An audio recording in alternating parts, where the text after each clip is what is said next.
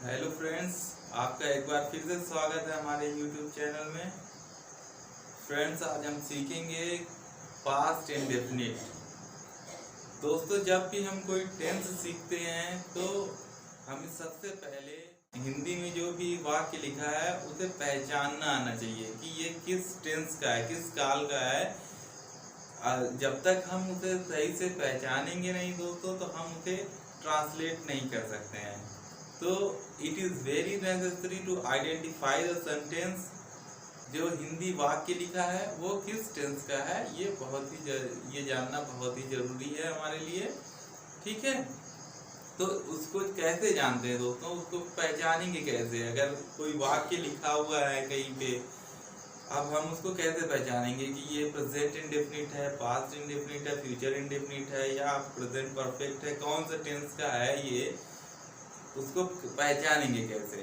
ठीक है, तो उसके लिए एक सर्टेन पहचान होती है इसकी, जिसके अकॉर्डिंग दैट हम उसको पहचान लेते हैं। तो हम आपको पहचान बता देते हैं दोस्तों।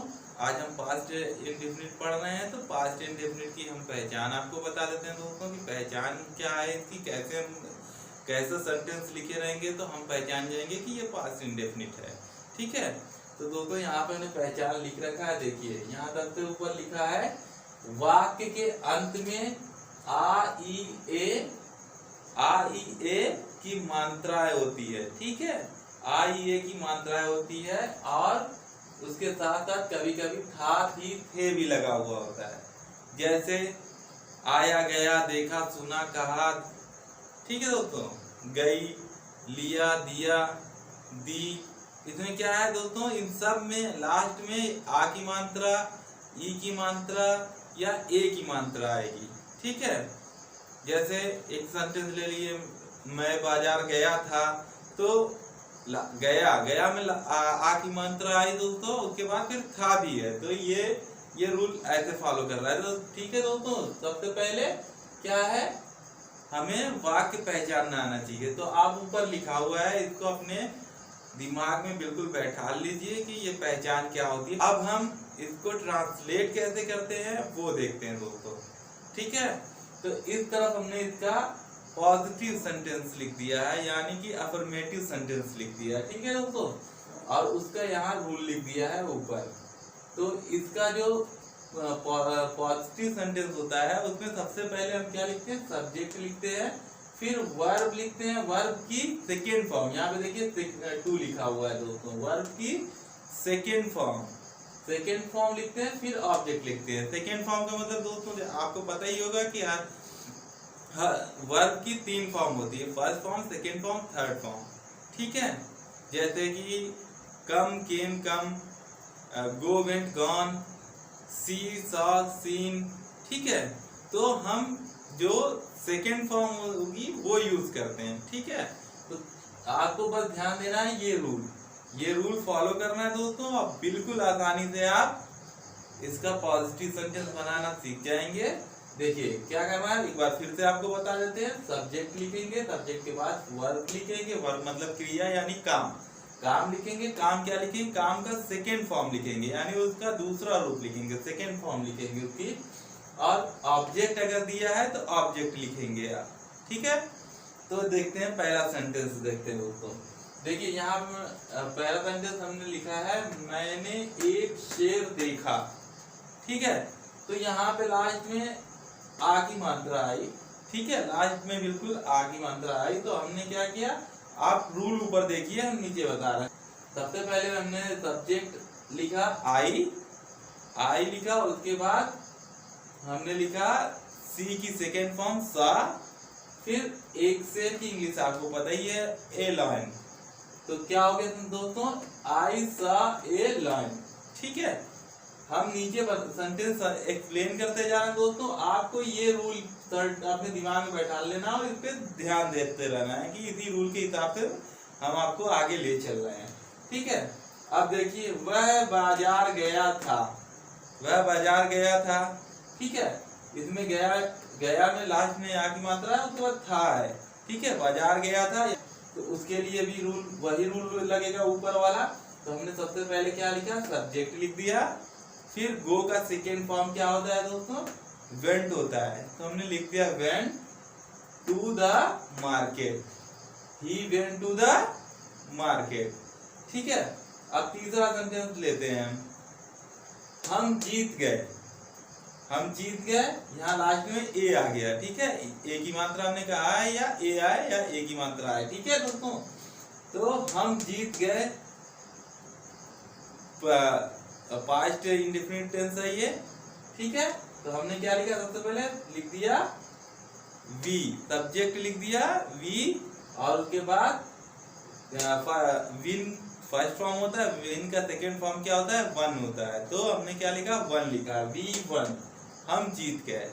इसमें ऑब्जेक्ट नहीं दिया है दोस्तों, इसलिए हमने बस ये सेंटेंस बना दिया वी वन। ठीक है, अब देखिए, आपने मुझे धोखा दिया।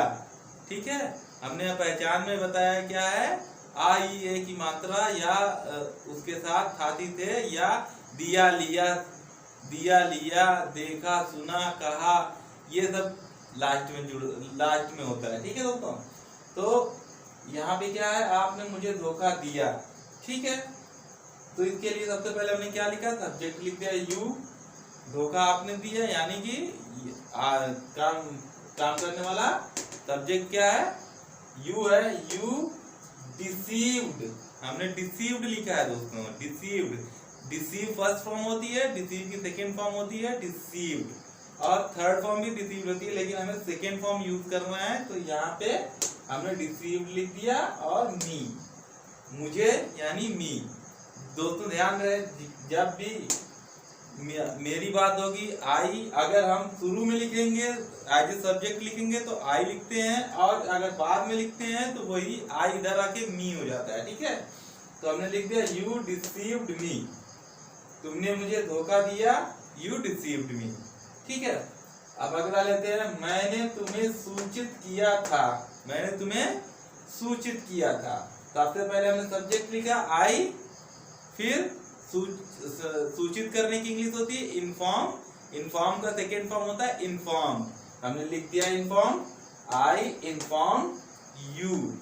ठीक है, आई इन्फॉर्म यू, यानी कि मैंने आपको सूचित किया। ठीक है दोस्तों, यहाँ तक क्लियर है। ठीक है, आपको आई होप कि आपको पास्ट इंडेफिनिट का पॉजिटिव सेंटेंस, अफर्मेटिव सेंटेंस बनाना आ गया होगा।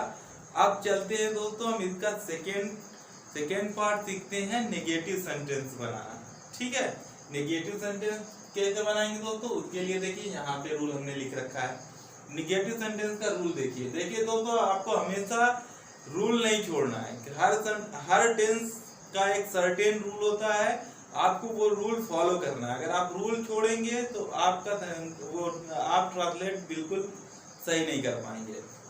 तो यहाँ नेगेटिव का रूल हमने क्या लिख रखा है, सब्जेक्ट प्लस डिड नॉट, फिर क्या लिखा है, वर्ब की फर्स्ट फॉर्म लिखी है, फर्स्ट फॉर्म, यहाँ देखिए फर्स्ट लिखा है, वर्ब की फर्स्ट फॉर्म, क्योंकि यहाँ डिड नॉट लग गया, जब डिड नॉट लग गया तो ये यहाँ पे फर्स्ट फॉर्म आ जाती है दोस्तों। ठीक है, और अगर ऑब्जेक्ट दिया है उसके बाद तो ऑब्जेक्ट लिखेंगे।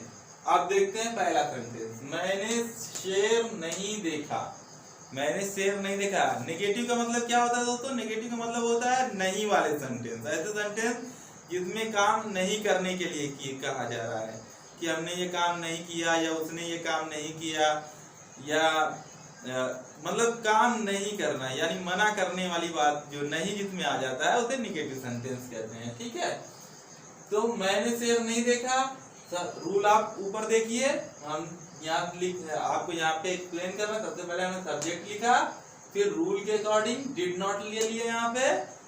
ठीक है, आई डिड नॉट, फिर सी फर्स्ट फॉर्म देखने की, देखना सी मतलब देखना, see the line, I did not see the line.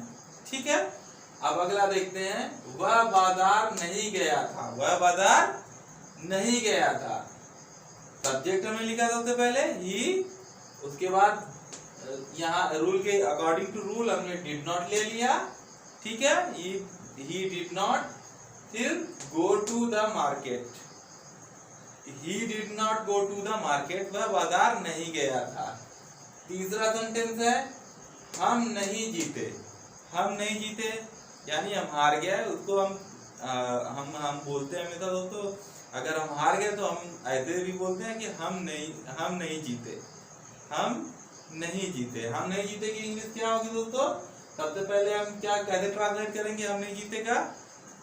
सबसे पहले सब्जेक्ट लिखा वी, फिर according to rule did not लिया, वी डिड नॉट, और जीतने की इंग्लिश विन, विन लिख दिया, वी डिड नॉट विन, हम नहीं जीते। फिर अगला सेंटेंस है आपने मुझे धोखा नहीं दिया। आपने मुझे धोखा नहीं दिया। सबसे पहले हमने सब्जेक्ट लिखा, ठीक है, सबसे पहले हमने सब्जेक्ट लिख दिया, उसके बाद हमने क्या लिखा? डिड नॉट ले लिया, डिड नॉट, फिर डिसीव, ठीक है, फर्स्ट फॉर्म डिसीव है तो हमने डिसीव लिया, फिर मी, यू डिड नॉट डिसीव मी, आपने मुझे धोखा नहीं दिया। लास्ट सेंटेंस देखते हैं दोस्तों, मैंने तुम्हें सूचित नहीं किया था, यानी मैंने तुम्हें जानकारी नहीं दी थी, ठीक है। तो सबसे पहले हमने सब्जेक्ट लिख दिया आई, उसके बाद डिड नॉट ले लिया, फिर inform you, I did not inform you, यानी मैंने आपको सूचित नहीं किया, मैंने आपको जानकारी नहीं दी, ठीक है दोस्तों इसमें सबसे मजेदार बात यह है कि प्रेजेंट इंडेफिनिट की तरह हमें अलग अलग रूल, सिंगुलर सब्जेक्ट के लिए अलग रूल और प्लूरल सब्जेक्ट के लिए अलग रूल, ऐसा कुछ नहीं है।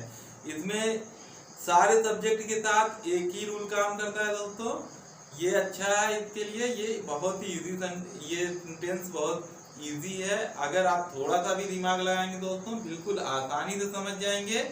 अगर फिर भी दोस्तों अगर आपको इसमें कोई डाउट आता है तो आप हमें नीचे कमेंट बॉक्स में लिखें, हम उस डाउट को क्लियर करेंगे, हम आपको रिप्लाई करेंगे दोस्तों, ठीक है।